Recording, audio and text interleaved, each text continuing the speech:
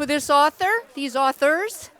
And so if everyone could find a spot to stand or sit, you can sit on the ground if you want, up in the aisles if you leave a space for the fire exit.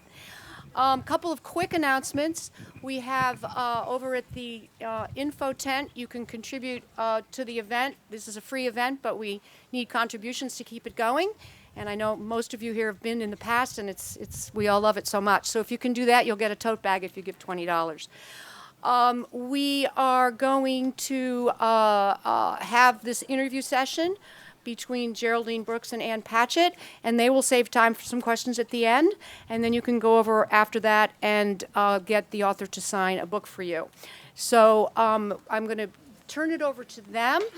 I will say, because I'm here and I have a microphone, that my husband pulled Bel Canto off the shelf a few days ago and said, "Is this any good?" and I said, literally, and I'm using the term literally, it's my favorite book of all time. And I read a lot. So you all know who Geraldine Brooks is, a vineyarder and a esteemed author. And Ann Patchett, over to you. Thanks.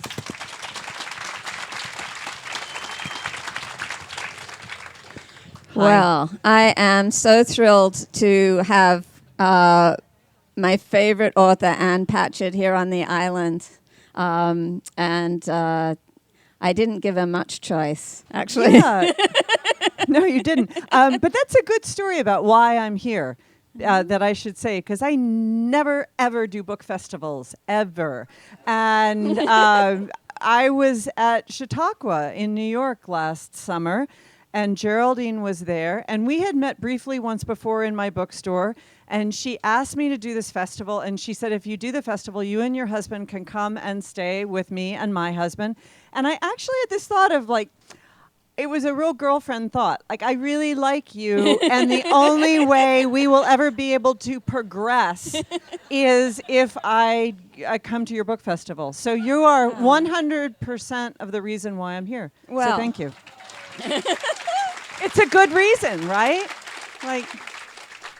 So we all know that you're a brilliant novelist, 7 novels and 3 works of non-fiction, Penn Faulkner's Orange Prizes, and this book, I would have said... I like that we use the plural, like Penn Faulkner's Orange Prizes. Like, I just win them every year. It's so good. Okay, we all love Bel Canto, but I love this even better than Bel Canto, so that'll tell you. But I've found out at the bookstore and at Chautauqua that you have other talents. And I was hoping that we might talk a little bit about them too. I don't know. Singing? I don't know if anyone else here is aware that you know these 3 things: how to scale an 8-foot wall, Yeah. how to help the Hunt brothers corner the silver market,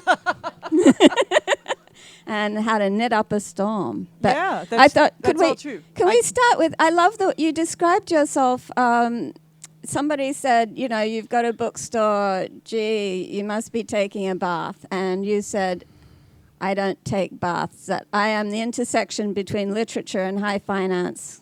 Yeah, that's really true. And it's funny because this has something to do with the novel that I'm writing right now.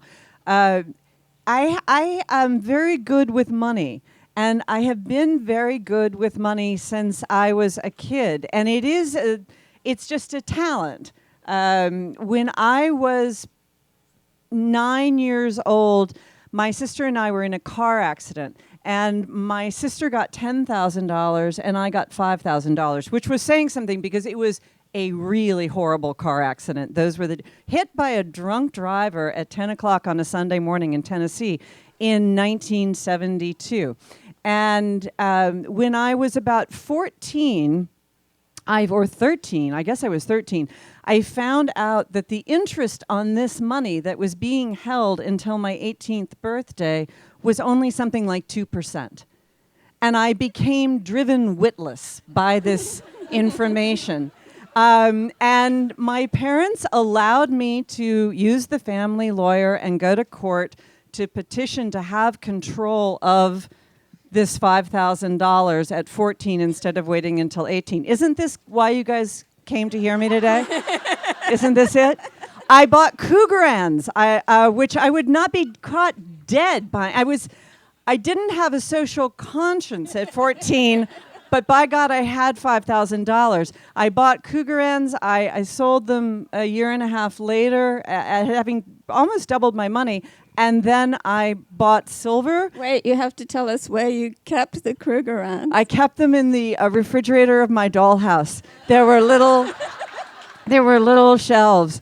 But years later, when I read Rabbit is Rich, which is one of my all-time favorite books, and that scene where they have the gold and then the silver, that was me.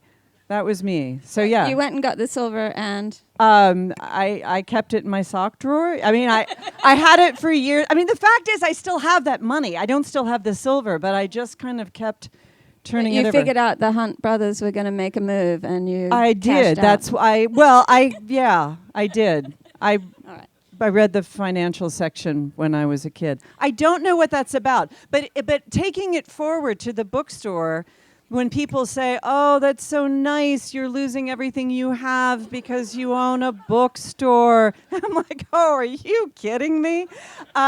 We sell full-priced hardback books all day long, and when Nashville lost it, yay! Nashville lost its 2 bookstores. They were both profitable every month. They were both 30,000 square feet, which is the size of a suburban Macy's.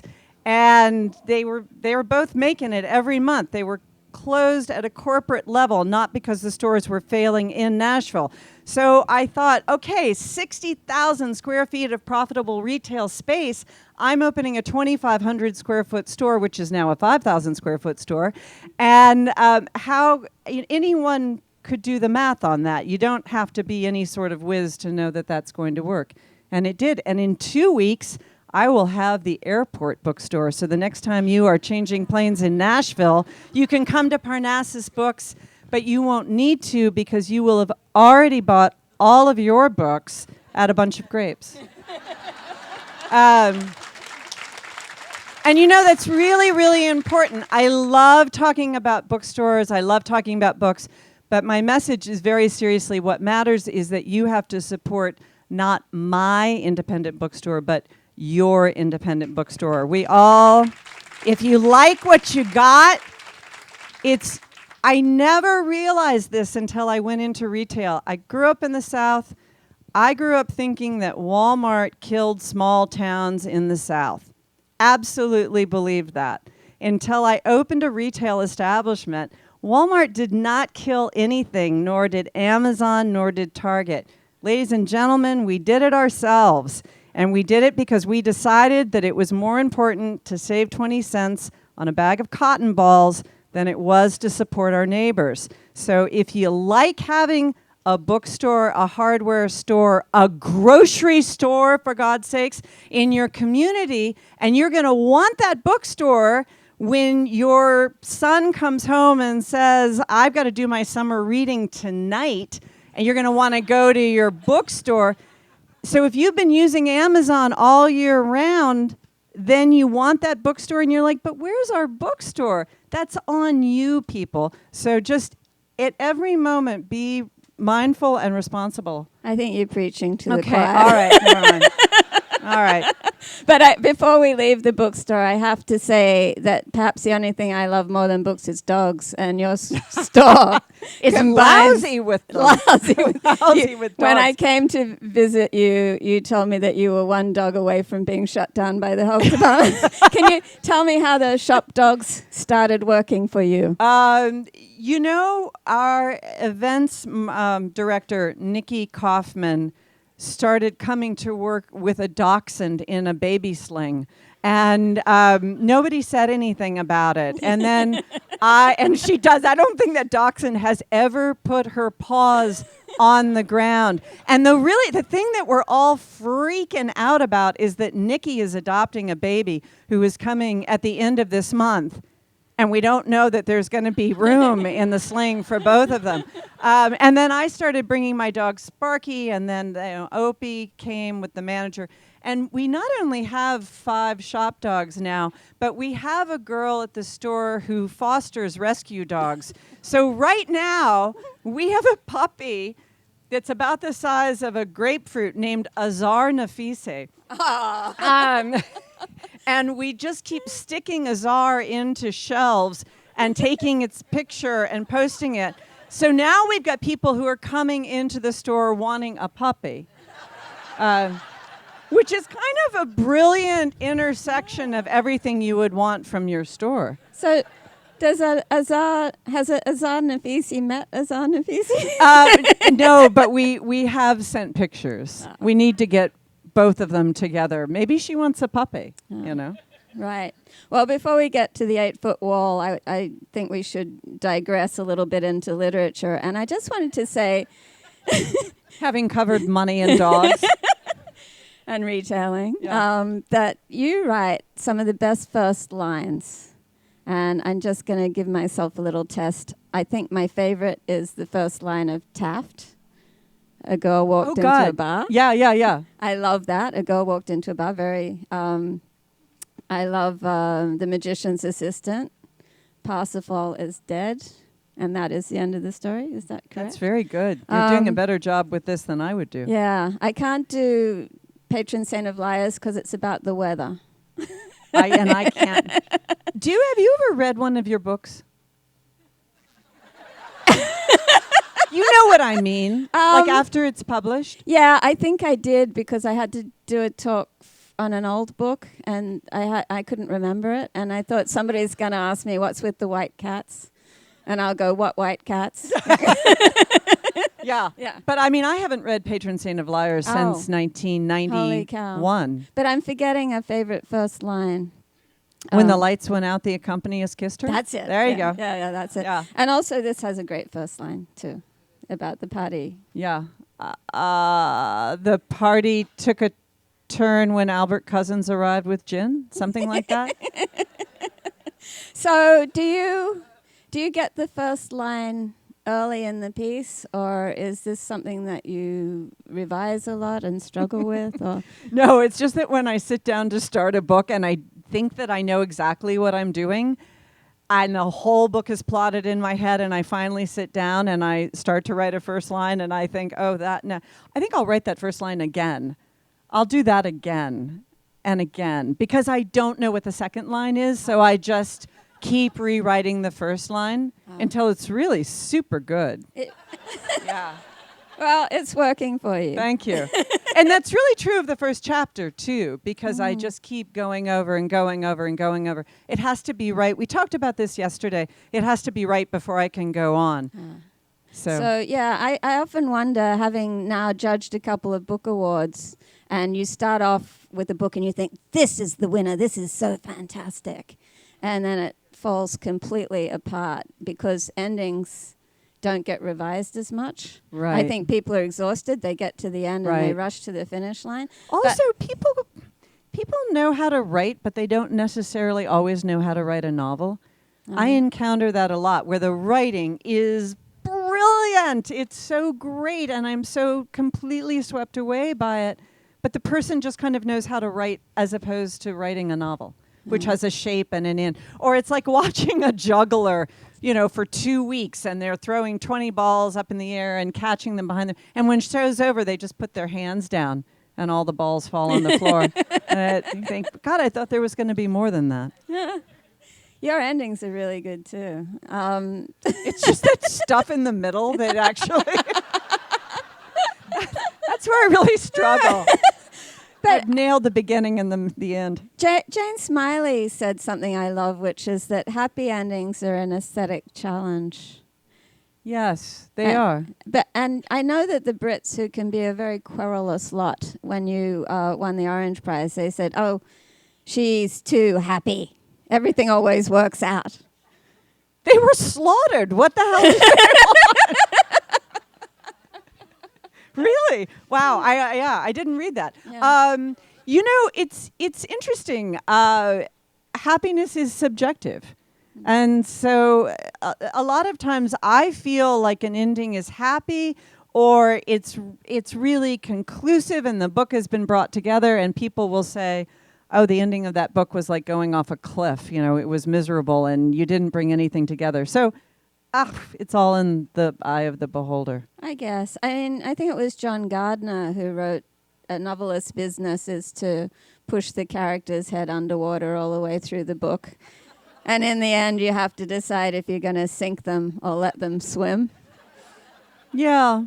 I'm very much in the swim category. I would definitely like to see them swim, not because I necessarily want a happy ending, but because I want the reader to want to go on with these people. I want the reader to imagine these characters. I'm always blown away when people say, well, you're going to write a sequel to this or that. And I think that's your job. Huh. You know, I've given you enough information about these people. Now you should believe in them and be able to go forward with them and imagine their lives. If that's something, if the book has been successful, I think that's what we do. I'm still thinking about David Copperfield. Uh-huh. But do you know what happened to them all? I'm not interested. Huh, that's weird, because... Then why should I ask you to be interested? Because I've spent a lot more time with them. Huh, you know, I really do feel... I feel so much that literary fiction is like love. It's the book happens somewhere between you and me, and it's the chemistry that you have with the book going forward. And it's why you can read a book at one point in your life and hate it, and read a book at another point in your life and love it, or vice versa. The book hasn't changed, you've changed, and therefore the chemistry between you and the book has changed. When I used to teach, when I was in my 20s, I used to always teach One Flew Over the Cuckoo's Nest. And I loved it, and I read it over and over again. And I read that book about 5 years ago, and I hated it. I hated it. The book had not changed. He was dead. So, you know, however people respond or interact, you can get such a bad review for a book, and then such a good review for the same book. And it's just the chemistry. That's right. I, unfortunately, you know, you wish that you could get those reviewers back that gave you the bad review and say, read it again, you might feel different. Yeah, right, exactly. I thought when you said, I wish you could get those reviewers back, like putting a snake in their mailbox or something. That's right. But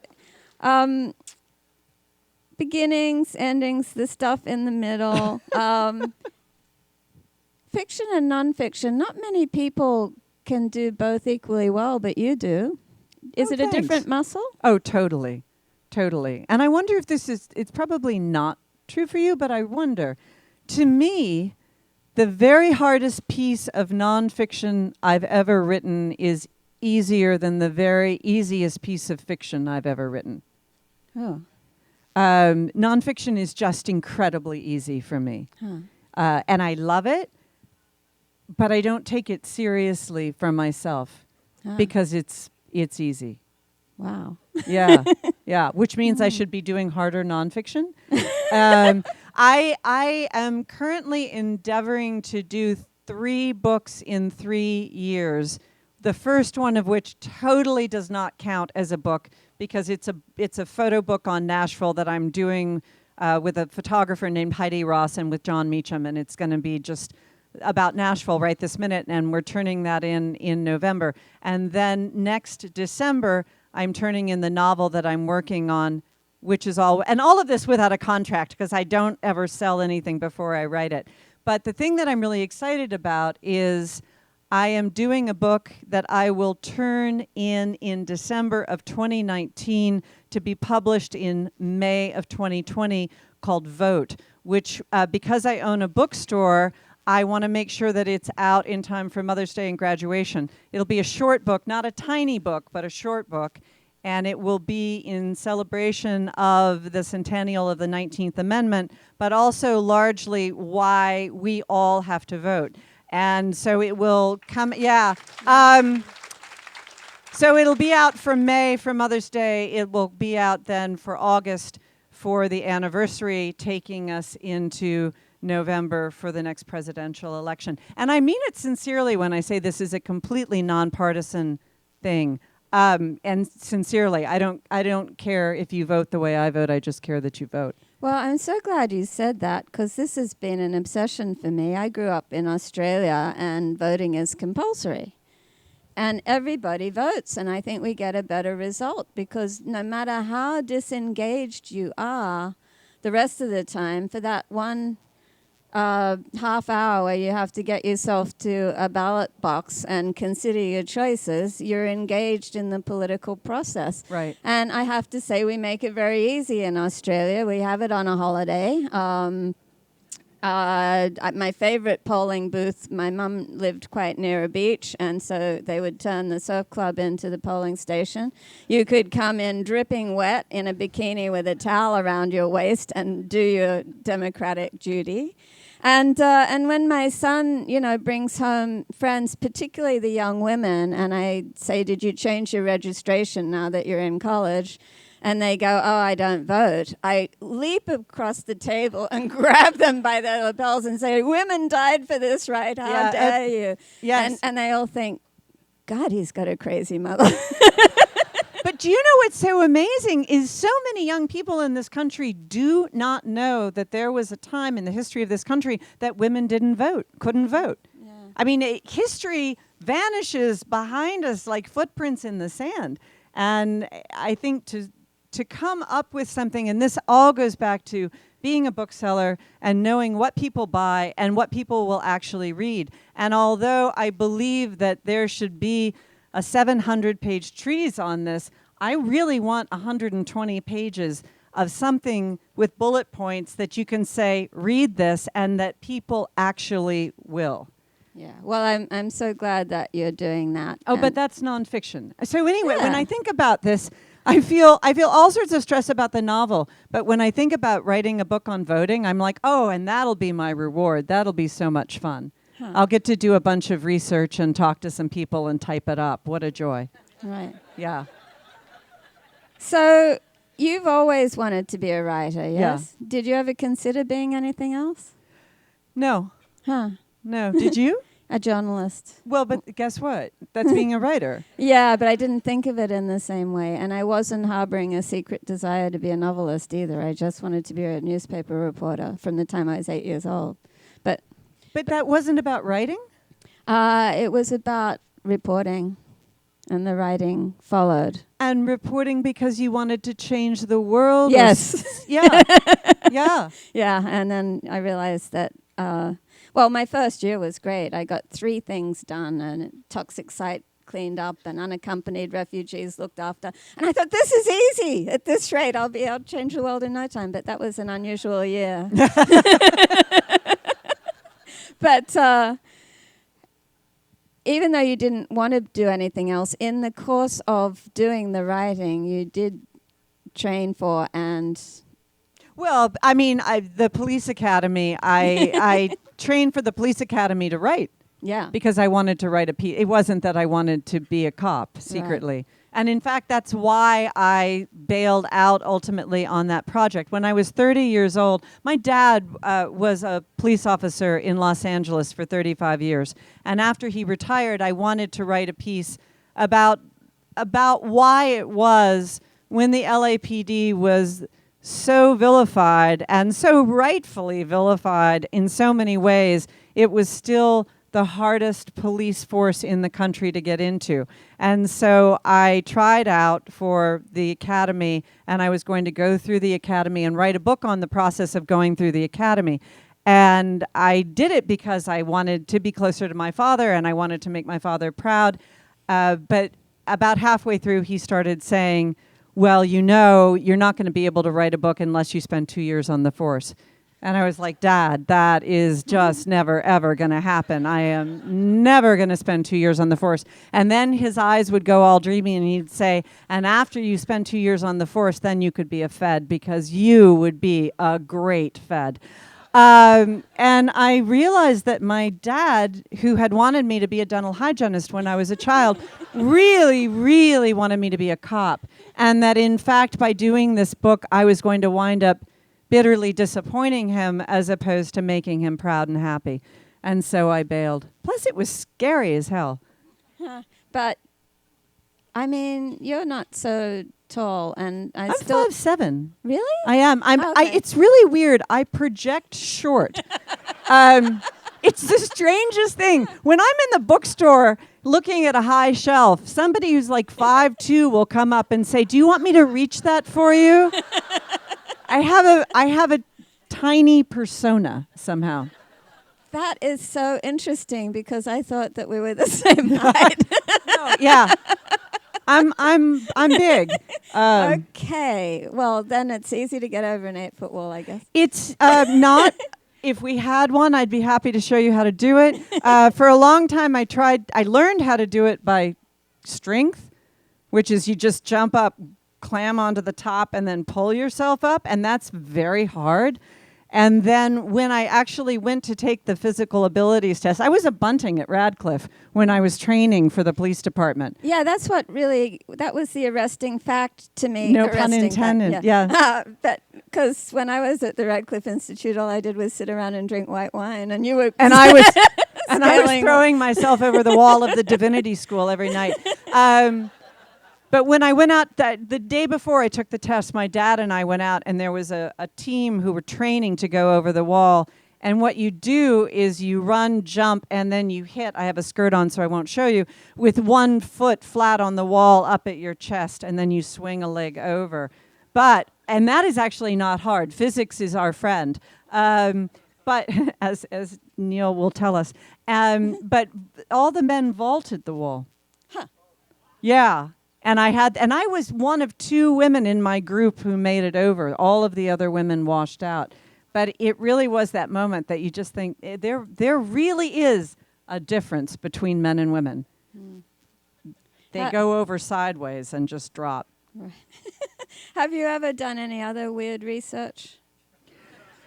I went to Peru and was in an open boat with a guy who pulled a 15-foot anaconda into the boat because he was a herpetologist and professional snake catcher, which I didn't know at the time. I just thought he was a guy in the boat like me. And he stuck his hand into for those of you who have read State of whatever the hell that book is called, he stuck his hand into the water just exactly the way it happens in the book and pulled this anaconda. And the first time he got the anaconda too low, and so it did try to bite his face, and he dropped it. And the second time there would be a second time, right? And he got it right here and pulled it in, and the snake wrapped around him, and he kept it in the boat for 20 or 30 minutes and gave us a lecture on the jaw structure of the anaconda. And I discovered lots of interesting things, like they smell like a skunk could not dream. A skunk being dissected with a bad accident could not dream of making a smell that this anaconda made. Like we all had to just throw our clothes away. Wow. Yeah. So yeah, I do research. So at what point in this moment did he vouchsafe to you that he knew what he was doing?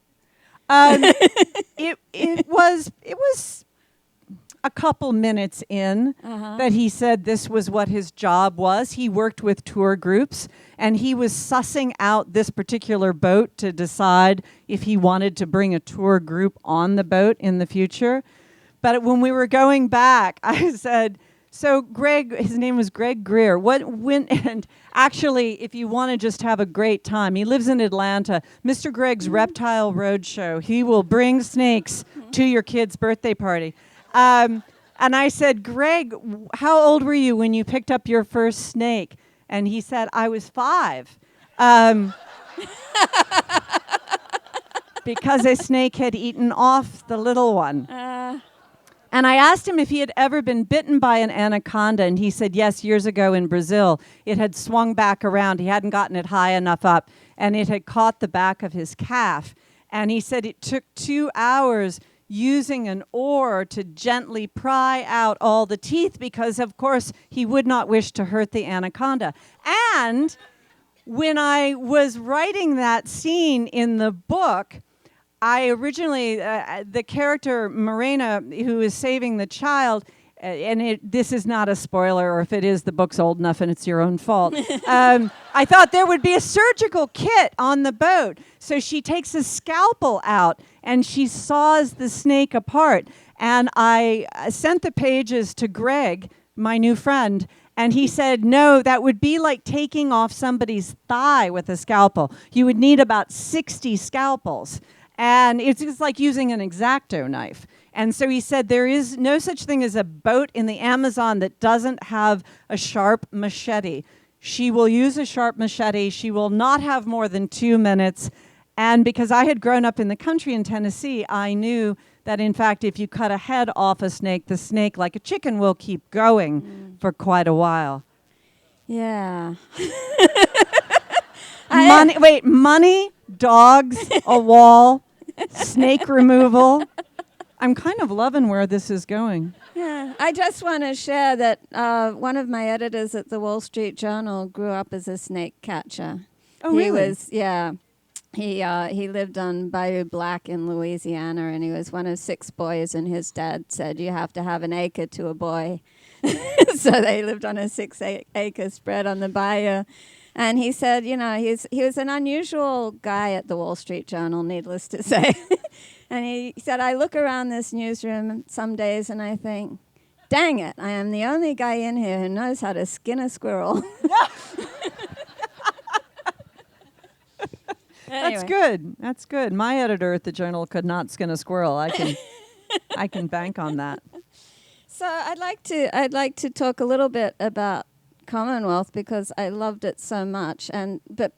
Actually, that reminds me, I wanted to ask you because Belcanto was the rip-roaring success, but you were an accomplished and well-reviewed novelist before that. You had 3 books done. Yeah, it was my 4th book. Yeah. And it's an interesting point because I like Belcanto, but it's not like I wrote 3 lousy books. That's right. And then I wrote Belcanto. Yeah. Belcanto succeeded in the same way The Kite Runner succeeded, which is it was published in May of 2011. I think in hardback it sold 20,000 copies. It didn't do particularly well, but it was September 11th that made that book. 2001. Because people wanted to read a book about terrorism in their book clubs and discuss it in the same way that they wanted to read a book about Afghanistan. And I think if the book had come out in 2008, it probably wouldn't have done any better than any of my other books. That's a horrible thing to say, but it's true. I kind of doubt that, but I don't know. I mean, I just think it's a fascinating thing. You probably know, as I do, so many writers who've written absolutely brilliant books that get 0 attention. But I want the question is different, which is I saw you interviewing Michael Chabon, and you started by saying you hit so young, and he did. He was kind of his. Where did you see me interviewing Michael Chabon? On YouTube. Are you serious? That's on YouTube? Yeah. I never look. Never look. But I guess it's a philosophical question. Is it better to be successful early, or do you get more out of it if you've had to slog through the mid-list? To each their own, and I think different people handle early success differently. I think Michael did fine with it for the most part. I think he got thwarted for a while, but he's such a sane, decent guy. He landed on his feet and was just fine. And he has Ayelet, and you don't mess with her. That's very true. and also he has 4 kids. Uh-huh. And so he really felt like he had to always keep the work going and keep the work going. I'm glad that things worked out for me the way they did, but I think what's more worrisome is I don't think you could have my career now. I don't think that you could write 3 books that sold, some books, okay books, got okay reviews, and that the publishers would hang on for a 4th book. I think that if I was publishing my first novel now, I wouldn't have gotten to a 4th book, or I worry about that. Yeah, no, I think that it is getting harder and harder by the minute. But luckily, your 7th book, your 7th novel, is the one you said, it should have been your first novel because it's the most autobiographical. And that I'm really happy about, that it wasn't my first novel, because I think that writing books that were very imagination bound did better for me. Because if I had written that book first, I would have thought that I didn't have anything else to write about. So it's wonderful, and for those of you who haven't yet had the pleasure to read it, hie thee to the tent and get a copy. You will thank me for the recommendation. It is so rich in so many ways, but embedded in the book is the story of a famous old novelist who has a relationship with a young woman, and he steals the story of her life and writes a book called Commonwealth. Well, she gives it to him. Well, she gives it to him. With regret, but Yeah. So it reminds me of all the hoo-ha at the moment about who has the right to stories and whose stories can you tell. And you've talked about imagining your way into lives not your own. Yes. And in Taft and I think Run particularly, you cross the color line and imagine things from the point of view of African American characters. Yes. So where do you stand on this apartheid of the imagination? I stand on the fact that I am allowed to imagine anything I want, and you're allowed to take me off at the knees for it. And I mean, that's really true. It's I can do it. And if I succeed, good for me. And if I fail, kill me. Really, I mean that seriously. I don't think that anyone can say you are not allowed to imagine something else, another life. I think that fiction is an empathetic act. It is constantly imagining the life of other people. I think it is what we all need to do so much more of. But I completely understand how someone can say, I don't want you imagining my life. It doesn't mean that I'm not allowed to do it. And it doesn't mean that you're not allowed to criticize me fiercely for doing it. Does that make sense? It absolutely makes sense, yeah. Yeah. So, I don't know. Have you been criticized fiercely by anybody? No. That's good. I haven't. What's really interesting is that I very often get this conversation in which people say, have you not been criticized fiercely? And I think, no, I've not. But again, just having the conversation is a very good thing. Just constantly keeping our minds open to everyone else's existence is a very good thing. And looking at what we should and should not be doing to try to make this world better. Yeah, well.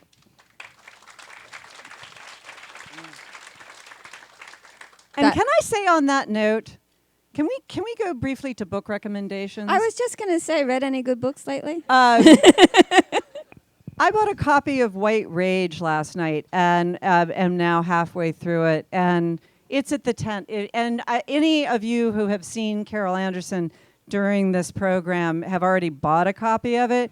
But if you, for some reason, missed her, just go buy a copy of it. It's such an important, beautifully written book, very inspiring for what I want to do on Vote, and a book that I kept thinking, and I wonder if there's anybody here who has read both of the books, but I keep thinking it's a book that I want to stack with Between the World and Me, because I feel like White Rage is the base on which Between the World and Me is sitting on, and they should go out together into the world, and that I sincerely hope that it has the kind of popular success that Between the World and Me got. So yeah, all I do is sell books. Really, all I really want to do is tell you what to read. What else you got for us? I said this yesterday, but I just finished a book by Andrew Sean Greer called Less that was funny. And that's the thing that people come into my bookstore wanting. They say, I would like a funny book that is smart and lifts me up, because nothing is making me laugh right now. Less by Andrew Sean Greer made me laugh out loud. I will also tell you that if you go to parnassusbooks.net to see pictures of the shop dogs and to read the shop dog diaries, which are pretty extraordinary. Once a month, I write a post of all of the books that I am reading and liking. So don't feel like you have to scramble. If you Google Ann Patchett bookstore, you will get this list of books that I recommend. I read a book called The Leavers by Lisa Coe. Anybody here read The Leavers by Lisa Coe? Which, again, is such an important book about immigration and the experience of other people coming into this country right now. Here's the difference between opening a bookstore and not opening a bookstore. I used to read classics. I used to read because I wanted to be a better writer. And now I feel like I read as a political act. I read because books have fashion. I never really thought about it before. But fashion is fashion. How we raise our children and what we eat and how we view medicine and how we view politics, everything goes in and out of fashion. And literature also has a fashion. And if you are reading things that are hyper current, you can actually start to see the fashion of what's going on in the world and also the news of what's going on in the world. And so trouble yourself to read more contemporary literature. Wakey Wang's Chemistry, I love. Miley Malloy's Do Not Become Alarmed. Mrs. Fletcher by Tom Perrotta that came out last week, which is dirty and harsh and so funny and so heartbreaking about the internet and sex, and it's a terrific book. My favorite book of the fall and my second favorite book of the year, my first favorite book of the year is George Saunders' Lincoln in the Bardo. My second favorite book of the year is Jesmyn Ward's Sing Unburied Sing, which will be coming out in September. And while you are waiting for that, you can read Salvage the Bones, which was a beautiful novel she wrote. So now I'm supposed to take questions from you. Shout it out. I'll repeat it. You were introduced to my writing through Lucy Greeley. Literally or figuratively? Oh, like you knew Lucy? Oh, fabulous. Yes. We had her speak at the University of Connecticut, and my daughter and I became good friends. But your book about her Truth and Beauty, which wasn't mentioned here, I know you said nonfiction is really not that difficult for you. Yeah. I would have thought that would have been. That was the easiest book I ever Was wrote. it? Yeah. Yeah. Quickly, too. You wrote it very quickly. I wrote it quickly. Yeah, it's a book about my friendship with the writer Lucy Greeley, who died in 2002 when we were 39, and everything in that book I knew. It was going to be a book not about me, not about Lucy, but about us. So the action would take place when we were both together. It would begin the day we met. It would end the day she died, and I would follow the course of that action. So in that way, not only was it easy, it was the best gift I ever gave myself. We have this weird habit in this country of not talking about our dead people and the people that we love and miss and would feel real joy. It's like people don't want to bring it up for fear of upsetting us, as if we have forgotten. I feel like the luckiest person in the world because wherever I go, somebody says, I knew Lucy, or I feel like I knew Lucy through you. That is a gift we should all be giving one another all the time. Because once you get past the enormous sadness of losing someone, you get back to the enormous joy of their life. And that's life. I mean, that's just the best thing in the world, to be able to keep thinking about and talking about the people that we love and miss and asking, who do you love? Who do you miss? That's good. Thank you. Do you want to? Sure. Can you speak more about your research for State of Wonder? Can I speak more about my research for State of Wonder? Can you speak more about your research for State of Wonder? I found it such a complex, multi-layered book. There was so many Sure. issues. I'm married to a doctor. That was really handy. So we came up with how would it be plausible? My husband figured out how it would be plausible for these women. They could chew bark because quinine was connected with malaria, quinine being a bark, but there would have to be something else. Okay, so there's an egg, there's a moth. A lot of this stuff, of course, I just make up. 98% of it I just make up. But then some of the really weird stuff I didn't make up. It's the nicest thing in the world to go to somebody, again, your homework, when you're not asking each other about your dead people, your other homework is go to somebody and ask them what they do. I called the head malarialist at Bethesda Naval Hospital that does all of the malarial research for the government and said, I'd like to come to Maryland and spend the day with you. I'm so interested in what you do. He did not know who I was. He did not care what I was doing. No one had ever called him and said, I am so interested in malaria and mosquitoes. May I just ask you questions all day? The guy had tears in his eyes all day long. People want to talk. All you have to do in life is lean forward, make eye contact, and nod your head every now and then. I always say to students, if you want to get an A, sit in the front row, lean forward, make eye contact, and nod. It's all your teacher wants. With that advice, I think we need to call it a day. Thank you. Thank you. Wait. Give it up for Ann Patchett. Wait. I want to say something. Okay, ready? I'm going to say something. All right? I am tall, that's right. The other thing that I do, owning a bookstore, is I interview people on stage all the time. And it takes energy and work.